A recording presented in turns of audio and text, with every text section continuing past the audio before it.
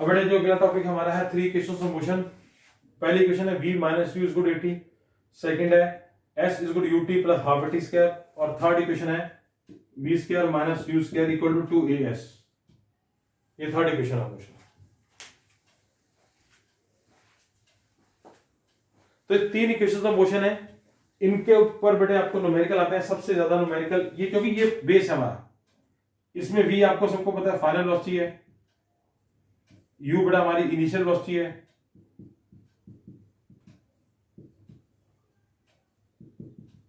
a acceleration है, इसमें से एक्सेलरेशन निकल सकती है v minus you point T. ठीक है, अगर एक बॉडी बेटा रेस्ट पे है तो u जीरो होता है फ्रॉम रेस्ट। ठीक है, ये तो आपको पता है सब कि एक बॉडी अगर रेस्ट पे है, स्टार्ट होती है रेस्ट से, तो u जीरो। अगर एक चलती बॉडी रुकती है तो v जीरो। अगर एक बॉडी चलती हुई रुकती है तो v जीरो। अगर हम इसमें देखो बेटे, इसमें अगर एक बॉडी ऊपर जा रही है अपवर्ड्स तो हमेशा v जीरो होता है, और अगर एक बॉडी डाउनवर्ड जा रही है, ऊपर से नीचे फेंकी है, ऊपर से नीचे फेंकी है, तो u जीरो। जब नीचे से ऊपर जाएगी तो इसमें ग्रेविटी एक्सेलरेशन -10 लेंगे और इसमें एक्सेलरेशन +10 लेंगे, और यही न्यूमेरिकल बेटे आपको ग्रेविटेशन चैप्टर में भी आ जाता है, तो आप इसमें g ले लेंगे। क्या ले लेंगे? g।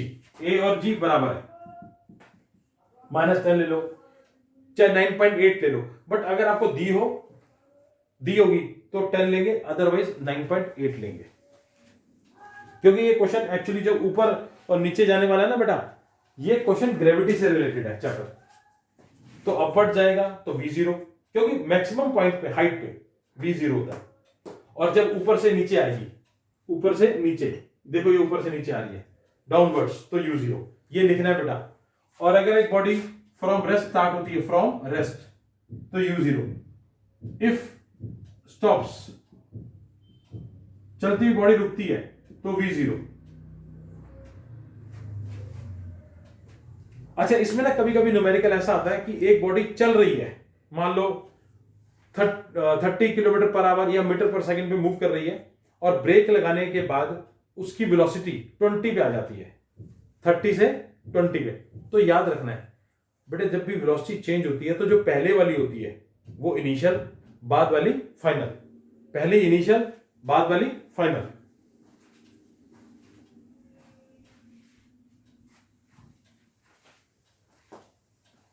ठीक है, अब बेटे ये थ्री इक्वेशंस ऑफ मोशन है। अच्छा, एक क्वेश्चन बेटे इसके ऊपर आता है डिराइव करने का, थ्री इक्वेशंस ऑफ मोशन को डिराइव करके दिखाओ। देखो बेटा, डेरिवेशन बहुत इंपॉर्टेंट है ग्राफिकली। आपको अगर आती है तो वेल एंड गुड, नहीं आती तो आप मेरे को मैसेज कर दो, मैं बोर्ड पे दोबारा करा दूंगा। ठीक है, अगर आप आती है तो आप उसको करके देखो, थ्री इक्वेशंस ऑफ मोशन को डिराइव।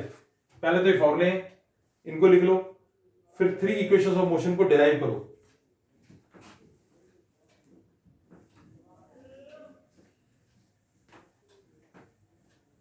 ये क्वेश्चन आता है बेटे बड़ा important, derive first velocity time relation. Graphically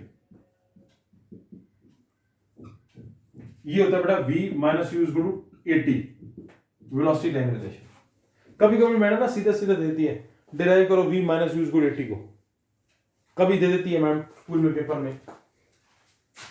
second equation of motion है बेटा हमारी position time relation. Position time relation,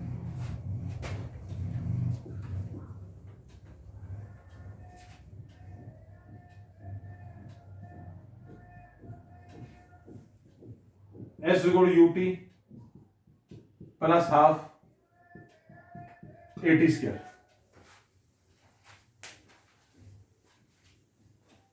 ठीक है, ये आ गया बेटा आपकी second equation of motion. Position time, position का मतलब एस, एस का मतलब डिस्टेंस।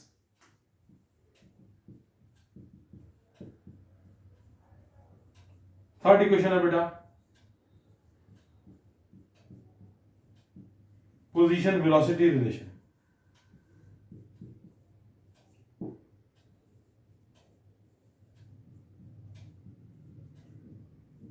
वी स्क्वायर माइनस,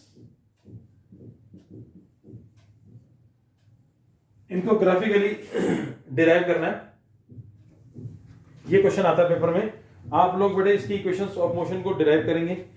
अच्छा मैं आपको अभी बोल रहा हूं, अगर किसी बच्चे को डिराइवेशन नहीं आती तो आप लोग मेरे को बता दें, मैसेज कर दें, तो मैं करा दूंगा बोर्ड पे दोबारा से, कोई दिक्कत नहीं है, 15 मिनट का काम है, हो जाएगा। अच्छा उसके बाद बेटे इससे रिलेटेड ग्राफ आते हैं, आप ग्राफ की प्रैक्टिस करो, जैसे body at rest, uniform motion, non uniform motion, ये मैंने पहले भी आपको कराया हुआ, इनको करो ग्राफ्स को, ठीक है। और इसमें बेटा न्यूमेरिकल करेंगे इसके ऊपर, और एक लास्ट टॉपिक बेटा इसके अंदर ग्राफ के बाद में आता है यूनिफॉर्म सर्कुलर मोशन का।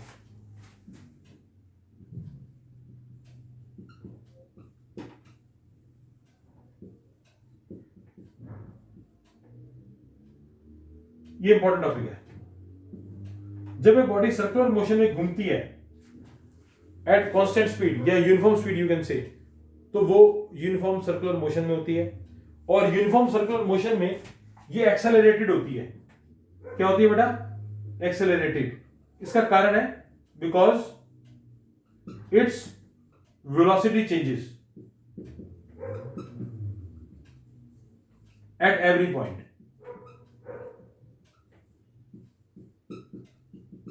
But because its velocity changes at every point, और every point पे, हर पॉइंट पे इसकी जो डायरेक्शन होती है, डायरेक्शन ये आ सकता है बेटा आपको, डायरेक्शन एट ईच पॉइंट।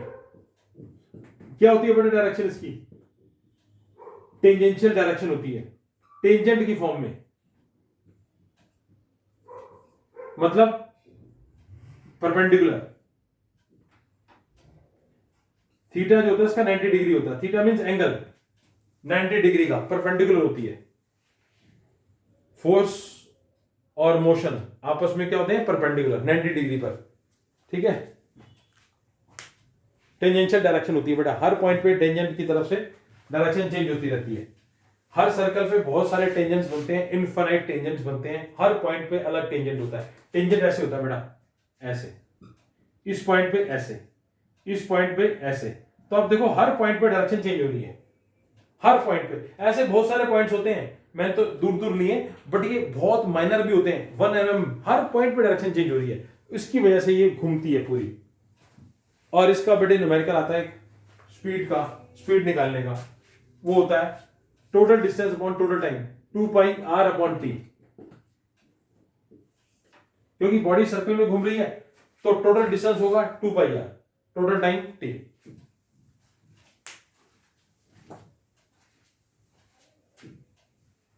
इसके ऊपर न्यूमेरिकल आते हैं मेरे बच्चे, न्यूमेरिकल तो हम करेंगे भी, ठीक है, कोई दिक्कत नहीं है, हम न्यूमेरिकल से भी स्टार्ट कर रहे हैं। बट ये थोड़ा सा चैप्टर का ब्रीफिंग था जो मैंने आपको समझाया। बेटे एक्सेलरेशन को पढ़ लो, इनको सबको पढ़ लो, इनके अंदर डिफरेंशिएट आते हैं बेटा। देखो ये मैं रब कर रहा हूं इसको। इसमें जो अगला क्वेश्चन बनता है बहुत इंपॉर्टेंट, एक तो बनता है बेटा डिफरेंशिएट का, डिफरेंशिएट्स आते हैं बेटा पेपर में। डिफरेंशिएट जैसे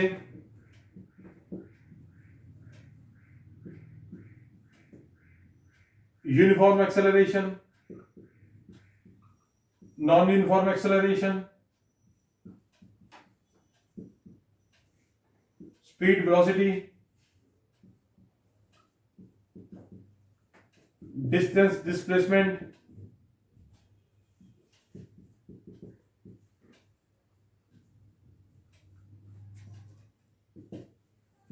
uniform motion,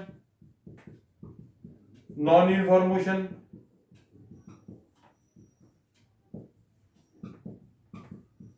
speed, uniform non uniform speed. अच्छा एक बात कहना चाहता हूं, यूनिफॉर्म स्पीड और नॉन यूनिफॉर्म स्पीड, मोशन और यूनिफॉर्म मोशन और नॉन यूनिफॉर्म मोशन का डिफरेंशिएट एक ही है, क्योंकि स्पीड में भी total distance upon total time होता है, इसमें भी total distance upon total time ही है। मतलब यूनिफॉर्म मोशन में equal distance in equal interval of time, इसमें भी equal distance in equal interval of time, और इनका चेंज हो जाएगा डिस्टेंस डिस्प्लेसमेंट का। बुकलेट में सारे डिफरेंशिएट दिए हुए हैं, speed, velocity, uniform acceleration, non uniform. But generally बच्चे यूनिफॉर्म एक्सेलरेशन और नॉन यूनिफॉर्म का जब डिफरेंशिएट लिखते हैं ना, तो वो गलती क्या करते हैं, equal distance in equal inter of time लिख लेते हैं, इसी का लिख देते हैं। गलत है। आपको किसका करना है, equal velocity, change of velocity equal in equal inter of time, ये लिखना है। इसका डिफरेंशिएट बेटा बुकलेट में दिया हुआ, उसको लर्न करके लिखो। उसमें से एक तो बेटा इसमें डिफरेंशिएट आते हैं, ग्राफ आते हैं, और फिलिंग द ब्लैंक्स में जैसे स्लोप है, और वेलोसिटी टाइम ग्राफ का स्लोप क्या देता है, वेलोसिटी टाइम ग्राफ का slope, acceleration. Speed time, distance time का क्या देता है, स्पीड। ये मैं आपको पहले भी दे चुका हूं, और इसका असाइनमेंट भी मैंने आपको दिया हुआ है, uniform motion, sorry motion chapter का। आप उसको करो, पिछली देखो वीडियोस के अंदर, सॉरी वीडियो के अंदर भी है, प्लस आप अगर आप अपने ग्रुप में खोलेंगे ना, तो आपको इनके असाइनमेंट मिलेंगे सब चैप्टर्स के। वो क्विक रीजन बहुत अच्छी रिवाइज हो जाएगा, बड़े जल्दी से रिवाइज हो जाएगा उन क्वेश्चंस को करोगे तो उससे न्यूमेरिकल भी है, थ्योरी भी है, उसको करो। ठीक है, अब नेक्स्ट क्लास में बेटा हम न्यूमेरिकल के शुरू करेंगे। आप लोग इसको एक बार अच्छी तरह चैप्टर को पढ़ लो, रीड कर लो, एक बार रीड कर लो अच्छी तरह से, फिर उसके बाद न्यूमेरिकल शुरू करेंगे। सारे न्यूमेरिकल्स का क्लास अगली क्लास में खत्म करेंगे, अच्छे न्यूमेरिकल्स करेंगे। हाँ, अगर इनकेस किसी को graphically equation of motion derive करनी है तो मेरे को मैसेज कर देगा, मैं नेक्स्ट क्लास में उसको डिराइव कर दूंगा। ठीक है जी, तो बाकी बेटा नेक्स्ट क्लास में करेंगे, आप इसको कर लो अच्छी तरह से।